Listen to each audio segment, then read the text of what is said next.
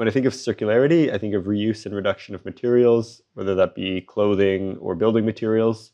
And I think of product sharing initiatives like car shares and bike shares. In my everyday life, I mostly try to discipline myself regarding consumption. To not buy a new single-use water bottle, but to keep my personal one always with me. For me, circularity is really all about reusing, repurposing, and repairing things that we use in everyday life, things that we love and we would like them to last longer. And I know everything about circularity because of my grandparents who are Polish, who lived in the communist times, and they repurpose everything. Just as majority of Polish people, I would say that circularity is really ingrained in our culture.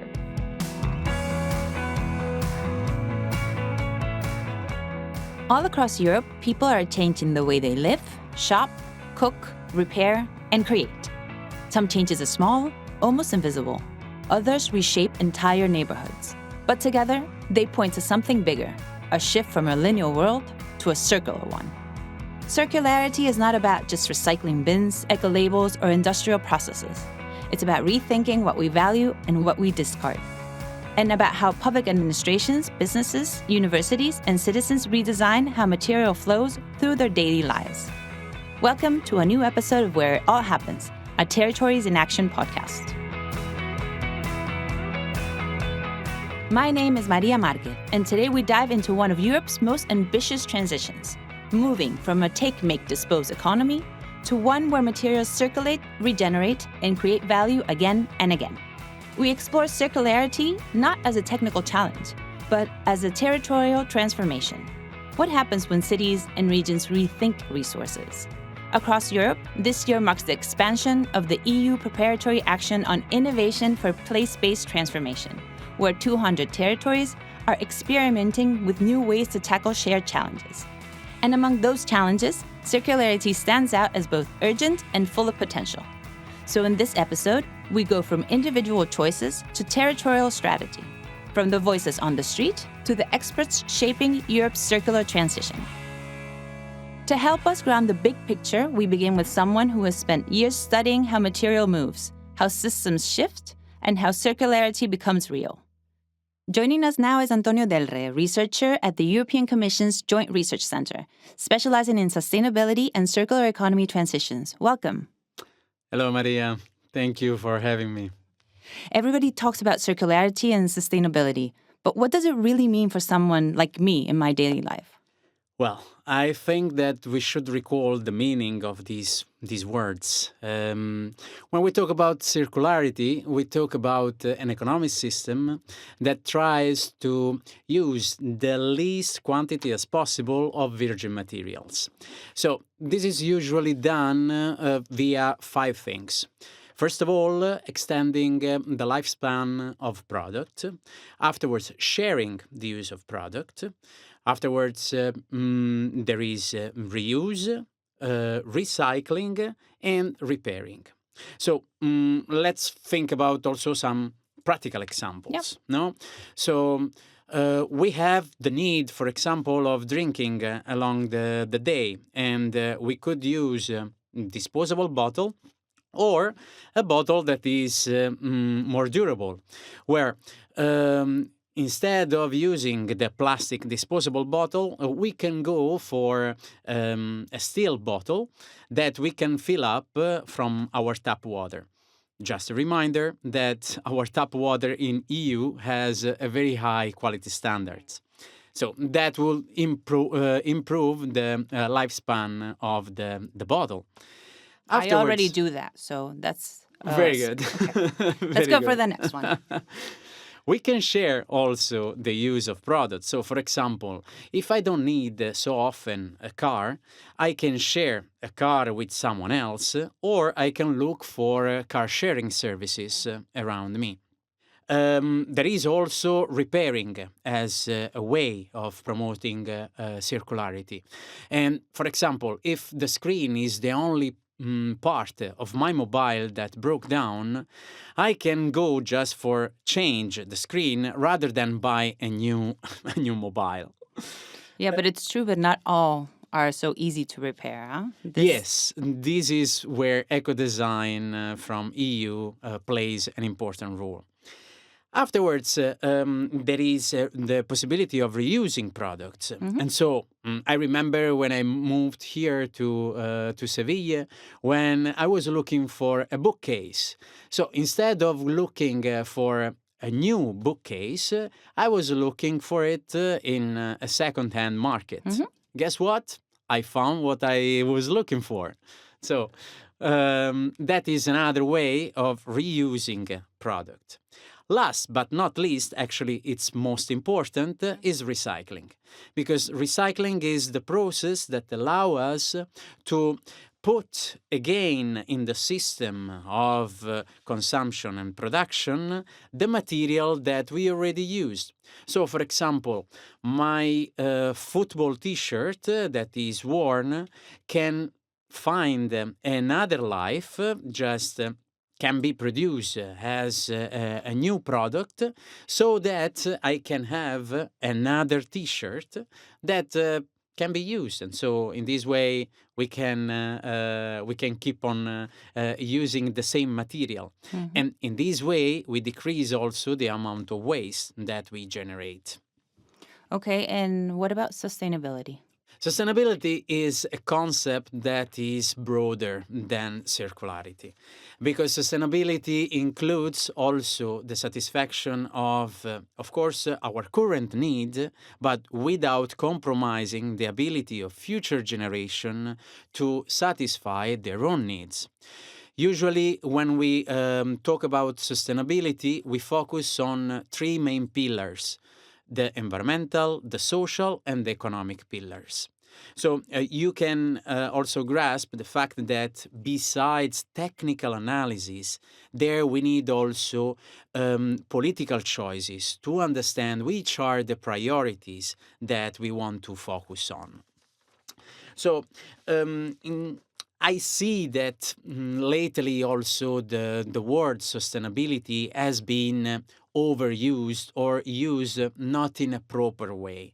Many institutions, people, they claim that they have sustainable products, sustainable services, sustainable strategies, but what's behind these words?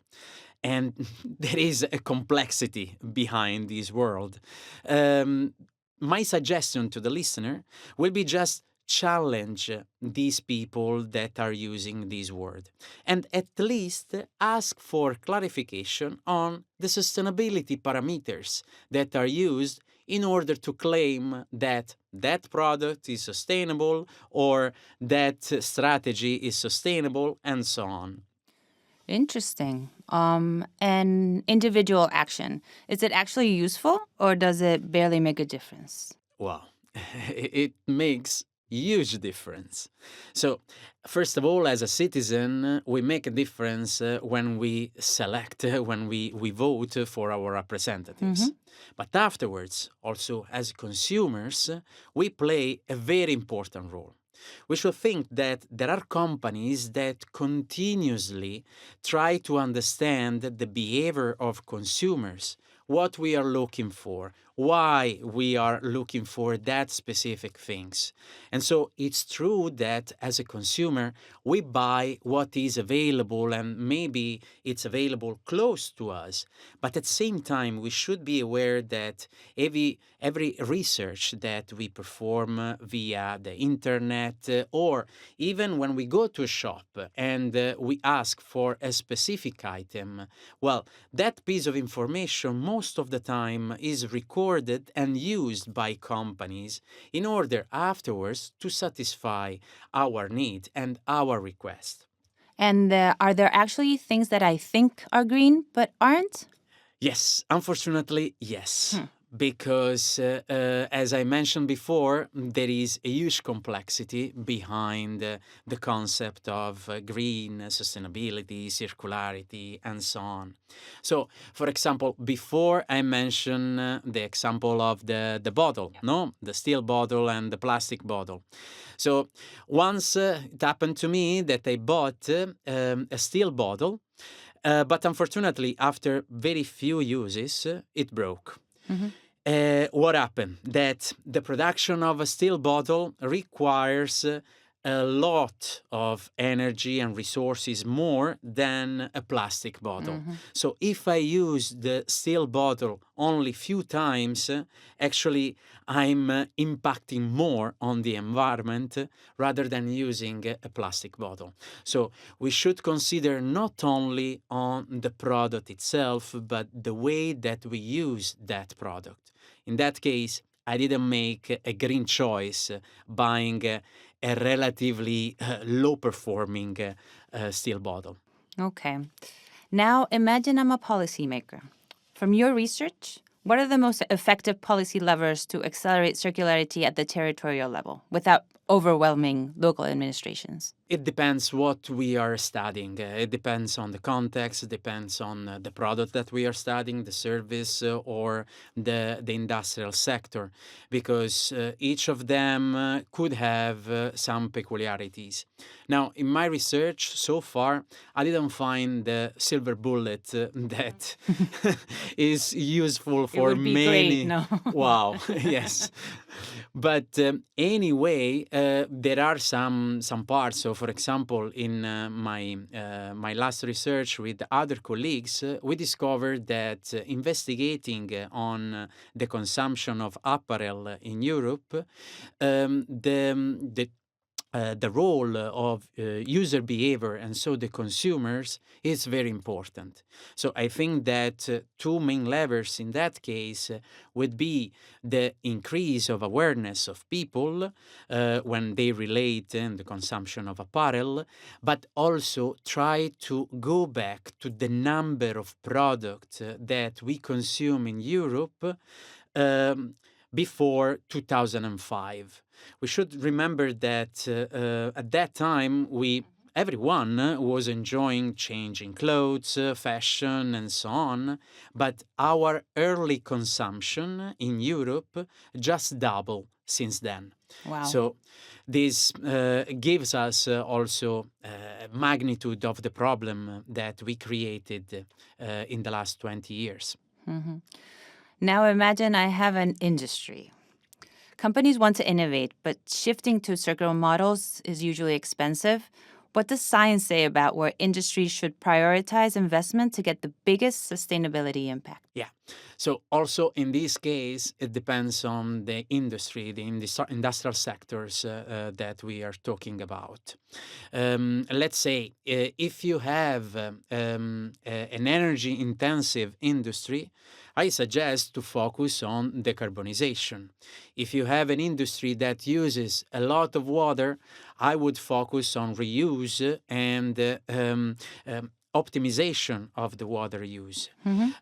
However, all these aspects should be recognized by the EU institutions and member states as sustainability parameters, because otherwise, if this is not done, the industry is not incentivized to invest in this direction. Thank you so much for breaking this down for us. Circularity can feel abstract, but you've helped us see how it connects to everyday decisions. Thank you. Thank you, Maria. Thank you for having me. Now we've talked about what circularity means and why it matters. But how does it play out on the ground, in the territories that are part of the EU Preparatory Action? To find out, we turn to someone who has seen this up close. My colleague Veronica Romero has spent the last few days in Sofia, where one of the in-person capacity building sessions took place. These sessions are part of a program combining online modules and hands-on workshops designed to help territories build the skills they need for systemic and place-based transformative innovation. And while in Sofia, Vero spoke directly with participants about how circularity looks from where they stand. Welcome back. How was Sofia? Thank you. It was very energizing. There you can feel how much the territories appreciated the opportunity of being in the same room, learning not only how to use the tools to design transformative policy innovation, but also to learn from each other. One of the participants I spoke with was Marcin Staniszewski from Opolski in Poland, who told me something that stuck with me. He said, I'm here to test some tools that already I know, but also I would like to see more reflections from other regions, how they proceed and how they see this methodology going in their regions. So it's more about practicing, more about reflections than learning, but still we learn a lot here. And that really captured what was happening in the room. It was a space for collective reflection, not only instruction. And what were their territories hoping to strengthen through this training? A lot, actually. Tugba Purtul-Kilish, the representative from the Middle Black Sea region in Turkish, was very honest. We are good at empathy, but we need to strengthen our system thinking and also collaborative leadership. You cannot achieve innovation by alone. You need a team. You need a diverse capability. You need different actors. That team, you can innovate alone, came up constantly. And what is important to understand also is that the concept of capacity building might sometimes sound too broad or too general. Yeah. But it involves even simple actions that can help participants to have better tools on their everyday jobs. Legarda Campos, from Navarra, Spain, emphasized how valuable it was simply to understand each other a bit better. We are neighbors, we don't know all the regions in Europe and its particularities, so it's really great to share experience. We were able to understand what type of activities are happening in other regions, what were success activities, what were failures. So this is the best way to learn what we can implement in our region, and also we try to share the knowledge we have with the rest. So I think it's a win-win opportunity. That's the essence of place-based innovation, learning from place and from others. Exactly.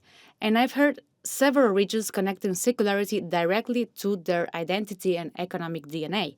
For instance, the team of the Middle Black Sea region described why they chose circularity as their challenge.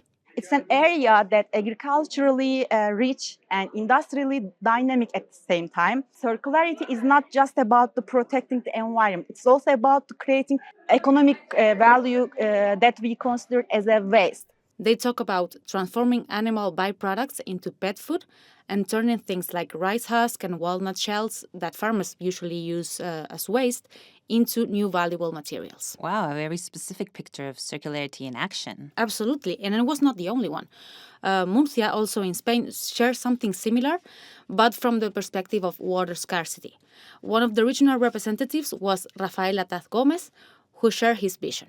We have a very long tradition in transferring scarcity of water, which means water poverty, into high-tech use of hydric resources. And then we have a very good number of developers and business units which are manufacturing high-tech and high-quality, high-tech solutions for the most customized, sustainable use of water resources. And others focus on collaboration. Navarra, for example, spoke about building circular value chains through regional hubs and European partnerships. We envision circular value chains and we want to achieve them, and we need collaboration among regions in Europe to get to that point. And then there were the fractions on the program itself. Tiago Pereira from Alentejo in Portugal put it beautifully. We need to create new actors with new perspective in our territory. So if I can contribute to that, I make my job better. And what about the territories facing the biggest structural challenges? Well, there were also some examples of that. For example, Ukraine brought a powerful dimension. Rodislav Tomenchuk spoke about designing for reconstruction. We have a very big number of house infrastructure destroyed. And of course, I think this new European Bauhaus can be the platform how we can use. It's a better experience, better new tendencies in architectural, in energy efficiency, in cooperation for reconstruction, for the builders, also for how we can to help citizens. He also had a striking reflection on the European Union's role in regional development. All strategically dimension identify in the Brussels, in the European Commission, in European Parliament. Every this process will be implemented in some of territory. It's one of main unique goals for European Union, how we can to connect different countries, different regions, different territories for better development. For them, Capacity building isn't just about training, but it's also preparation for rebuilding a country. It sounds like Sofia's session wasn't just a workshop. It was a meeting of realities, each with its own challenges and strengths. Exactly. This meeting put in the same room 60 representatives from 35 countries that cover the European geography from Ireland to Bulgaria and also from Finland to the Canary Islands. And if we come back to the circularity topic, across regions, people stress that it's not an isolated theme. For them, it's a gateway for a better system thinking. We're talking about foresight, collaboration, and citizen engagement. And all these voices that come from rural, industrial, coastal, and also forested areas are trying to answer the same question. How do we transform our territories in a way that is circular, resilient, and grounded in local reality? Thank you so much, Vero, for reaching out to the territories and unpacking their work for us. It's clear that this transition isn't only about technology or regulation, it's about the territories. Thanks so much. Thank you. Which brings us to two territories that have already taken bold steps in that direction, Dalarna in Sweden and Normandy in France. Nadine Aschenbach and Mathilde Hiver, thank you for joining us today. Hello. Nadine, I'd like to start with you. Dalarna has positioned circularity as the main vehicle for industrial transformation, not just as a niche sustainability project, but as the backbone of your regional development strategy. It seems you're facing a pivotal moment, choosing between reorienting existing structures or building entirely new challenge-driven ones. How is Dalarna navigating this crossroads? Thank you, Maria. I would like to start with introducing Dalarna as a region. We are a region that is rich of natural resources. At the same time, Dalarna is a very sparsely populated territory. We have just under 300,000 inhabitants on an area that is about the size of Belgium. So we are highly dependent on having a strong industries for job creation, for creating municipal tax revenues, and which is also the basis for well-being in the region. So actually, we cannot make the transition without our industries. And it's also reflected on how we work with our smart specialization strategy that is very much based on the knowledge that is existing in the industries. Then there's also another innovation hub that's really important, has a kind of important role. It's the Dalarna Science Park that supports an initiative that is called Circular Industry Accelerator. And that is very interesting because it connects the existing industries with their resource flows and waste flows with innovative startups and to connect, to create this kind of symbiosis and to connect, because we need to kind of complement these ecosystems as well to build a long-term resilience. And what is also worth mentioning is that we do not mainly produce consumer goods.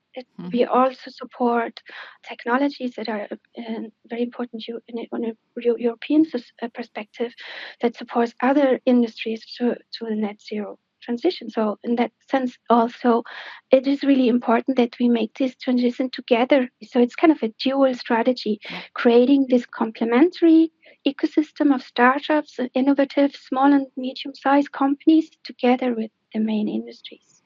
Okay. Mathilde, Normandy is tackling circularity in many sectors, but for this journey, through a very specific and very strategic lens, the transformation of the plastic sector, which is central to your regional economy. What convinced you that plastic had to be the core of your challenge for this EU Preparatory Action? We have a circular economy strategy which is very broad and cover different strategic sectors, and each 2 years we decide to focus on specific sectors which is very important at that time. For example, now we are working on textile because the textile sector is in big crisis. Regarding the plastic pollution is one of the biggest environmental and health challenges we face today, and they pollute every ecosystem, and microplastics are now everywhere in the ocean, with 8 million tons of plastic every year in the ocean, the soil, the air, and even in our bodies. And the science is really clear on the health impact. And at the same time, plastic are very practical and even can be real assets for the transition. thanks to their lightweight, for example. And Normandy is a major plastic region in France. We produce more than 50% of the plastic of the country. We have more than 200 plastic manufacturing companies in our territory, employing more than 11,000 people, with a big turnover of more than 2.5 billions. And Normandy covers the entire plastic life cycle from production to recycling with a big industrial project. So we have both a responsibility and an opportunity. If we can transform this sector here, we can have an impact at national and even European scale. So that's why we are developing a plastic plan which tackles production, consumption, waste management, but also the pollution of environment. So it's very transversal and cross-cutting plan, which with a big governance of stakeholders, more than 100 people with structures will be involving in this implementation of that plan. And the idea is to bring clarity to very complex regulatory frameworks, to give our stakeholders a shared roadmap and guide them towards most relevant technical solutions in coherence with our territory specificities and needs. And I think that you call that innovation policies for place-based transformation. Yes, we do. Something both of your regions raise is the difficulty of coordinating across departments and governance levels.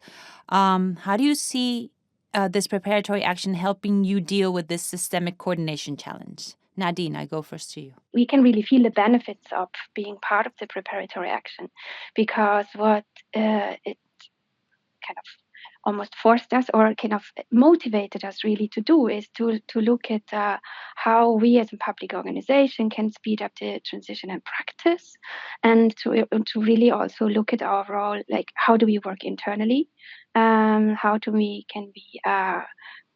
do we find the relevant competence to work with circular economy, and where do we have to connect across departments and work cross-disciplinary, but also how can we in our role as a region work with the external stakeholders, both within the industry and to also build a collective common knowledge base, and reaching out to the national level and play our role when it comes to influencing policy and regulation.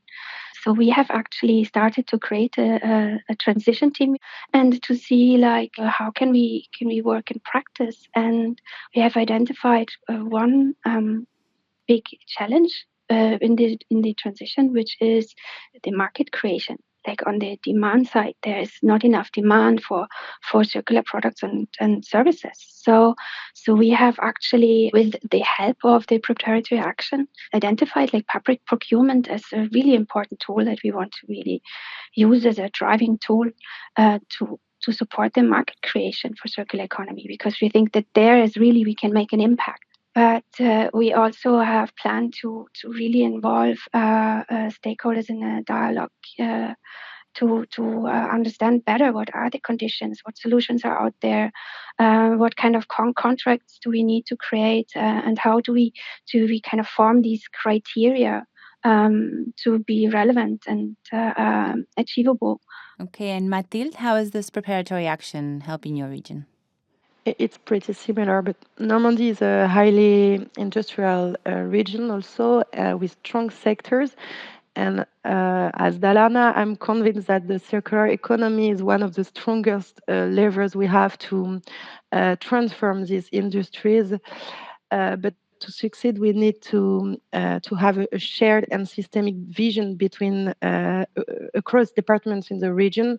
We need to change the way we work in our organizations, and it takes a lot of time. It's very difficult to work with our colleagues who don't know what you do every day.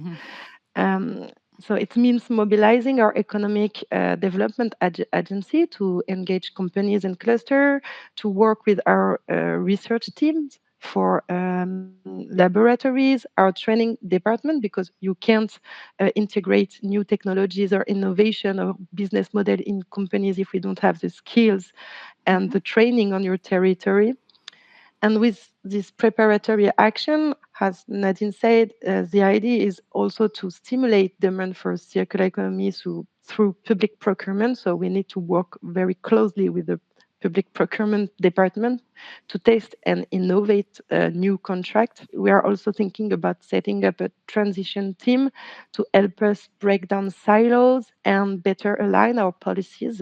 We need to identify people who are ready to experiment in our structures.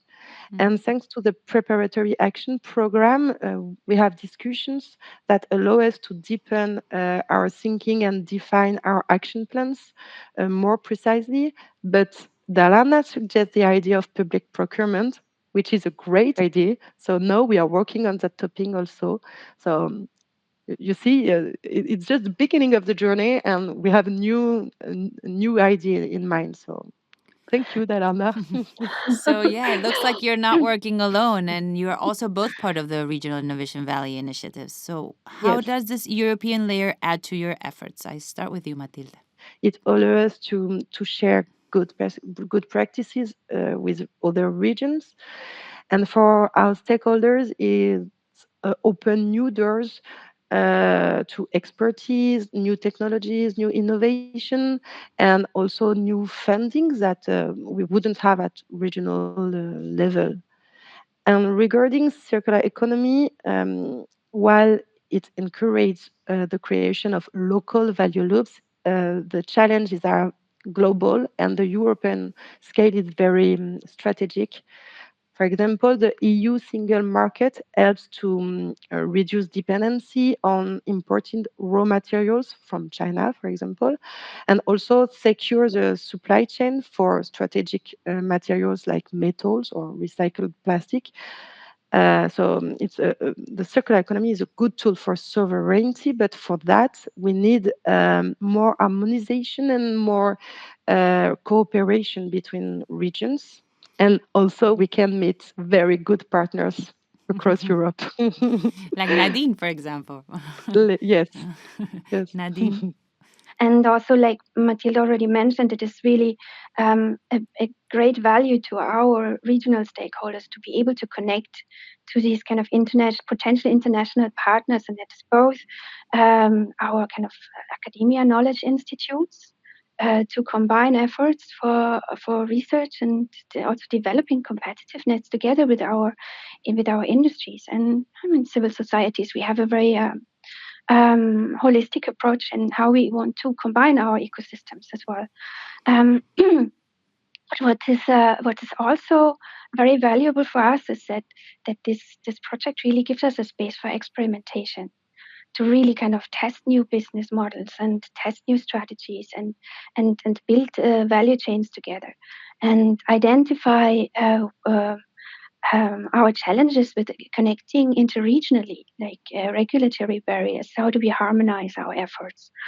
But also, we are learning how to work with innovation ourselves and how we create knowledge together and how we test. We're testing new methods and processes.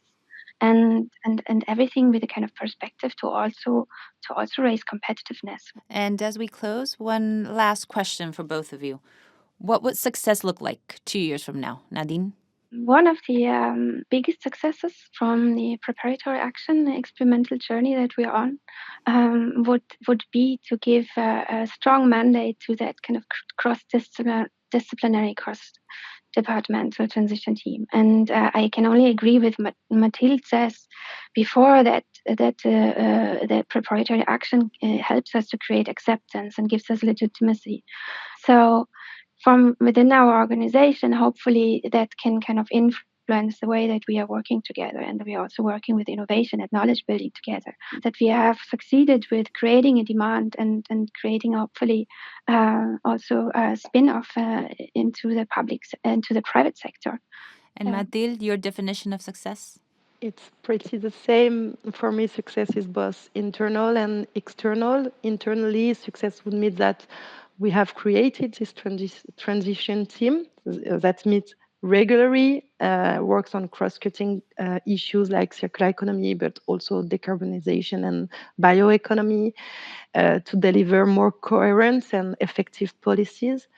That means that our environmental expertise is better connected with our functional departments like public procurement or regional building, for example, so that the region itself become a model of circular economy.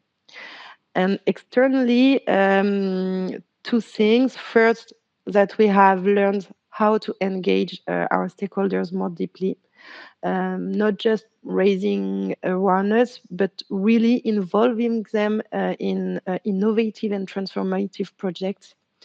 And second is that we have built a community of public structures and also big companies who are ready to stimulate the demand and the circular economy market through purchases and public procurement. And for me, that it would be a real breakthrough. Thank you so much to both of you for this conversation. You've shown us that circularity is a deep structural transformation. Thank you. Circularity is not just a technical shift. It's a cultural shift and a mindset shift. It asks us to rethink values and change our mindsets. Look at what is already in our hands and look at the people around you. And imagine what could be possible if we designed our systems to last, not just for us, but for those who come after. Circularity is not a destination, it's a journey we take together. So until next time, keep looking at your territory with new eyes, because that's where transformation begins.